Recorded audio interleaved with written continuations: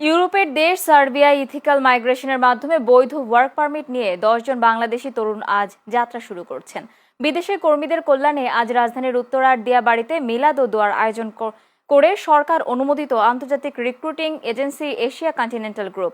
এই এজেন্সিতে যাত্রীদের জন্য 3 ও 6 মাসের প্রশিক্ষণ সহ দীর্ঘমেয়াদী প্রশিক্ষণের সুযোগ রয়েছে। প্রশিক্ষণ শেষ করেই ধাপে ধাপে কর্মীদের ইউরোপ পাঠানো হবে। এছাড়া প্রতিষ্ঠানটি গত 6 বছরে প্রায় 15,000 কর্মীকে বৈধভাবে বিদেশে কাজের সুযোগ দিয়েছে।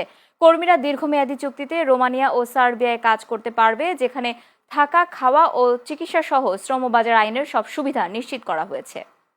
2022 থেকে 2007 সাল থেকে শুরু করে 2022 সালে আমরা প্রথম ইউরোপের যে রোমানিয়ার যে বাজার, সে বাজারটা আমরা প্রথম উন্মোচন করি। এটা আপনার এশিয়া কন্টিনেন্টের মাধ্যমে হয়।